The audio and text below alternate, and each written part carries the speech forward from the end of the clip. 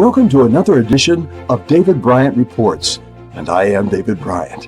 And welcome as well to this very special day, America's National Day of Prayer. You know, there have been many days of prayer throughout the history of our nation, even back during the Revolutionary War. Abraham Lincoln called for a day of prayer during the Civil War. But in 1988, Ronald Reagan signed into law a congressional mandate that every year, the first Thursday of May, will be America's National Day of Prayer, and the president is actually supposed to issue a proclamation on that day calling the whole nation to prayer. Have you been involved in prayer today for our nation? You know, I was the head of America's National Prayer Committee, which sponsors the National Day of Prayer, and I can remember a lot of exciting events that took place. In fact, there are many exciting events taking place all across our nation right now. Here in New York City, I'll be leading a multichurch gathering called a Concert of Prayer this evening to pray for our nation. But I remember one National Day of Prayer when I was in Washington, and we actually ended up in the Oval Office in a little prayer circle with four of us, including the president, President Clinton, and we actually stood there and prayed over him on the National Day of Prayer. Another National Day of Prayer, we had a concert of prayer the evening of that day that came out of Constitution Hall and was broadcast live to over 100 radio stations and 200 television stations to sort of draw the whole nation together in prayer on that special year. Now, the question we might ask on the National Day of Prayer is, what should we be praying about? And that takes me back to a quote, very familiar statement by Flannery O'Connor a few decades ago, very famous Christian writer, when she said, "In America, we're no longer Christ-centered, but we are Christ-haunted." And you know, in a sense, over the centuries, the person of Jesus, his death, his resurrection, his virgin birth, many of his teachings have been woven into our culture so that even though we're in a secular culture right now in many ways, Jesus is still there in the background. He's haunting us. And I wonder how many Christians are sensing no more than that Jesus is sort of there haunting them as well. In fact, a study was made and came out 2 days ago about Christian teenagers in churches in America, which discovered that out of every 5 teenagers who claim to be Christians, 3 of them confess that they've never committed their lives to Jesus Christ personally. I imagine there are maybe thousands, maybe millions of Christians in our nation who haven't quite made that step.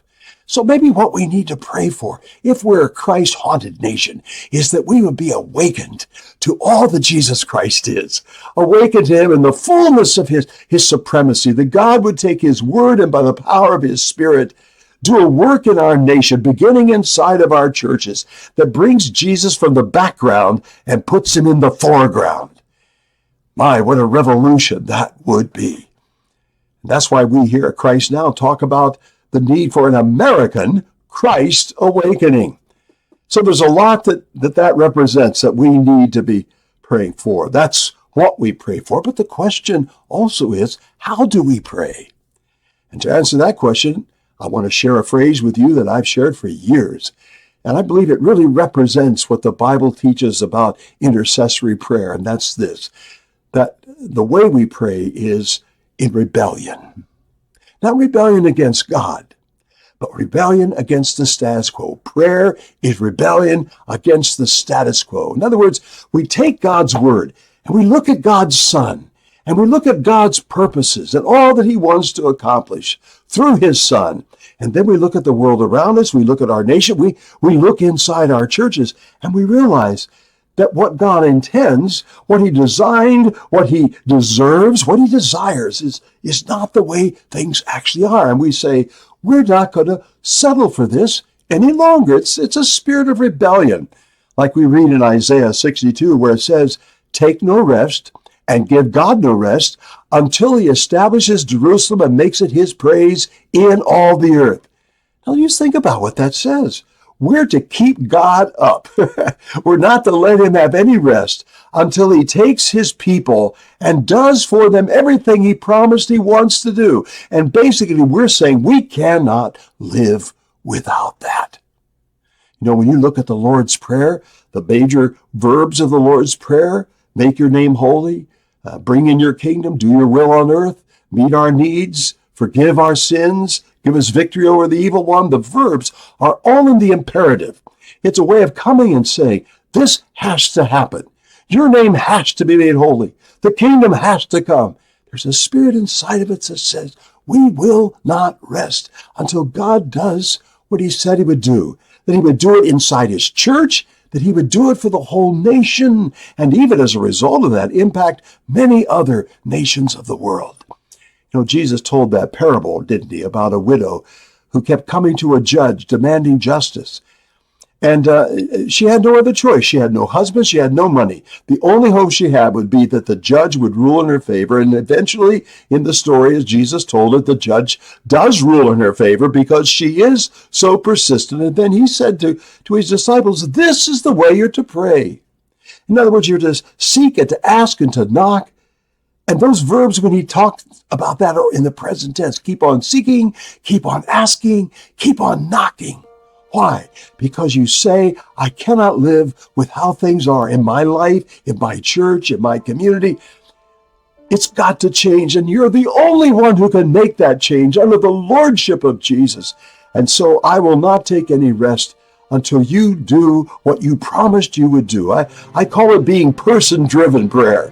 My prayers are driven by who the person of Jesus is and all that I want for him. For the glory of his name, for the extending of his reign, for the increase of his fame, to give him his gain and his claim. I will not rest until there's a new work of the Spirit of God to that end. And I'd like to pray that way with you right now on this America's National Day of Prayer. Father, we simply end by saying everything we've talked about is exactly what we want you to do. Pour out your Spirit in this hour.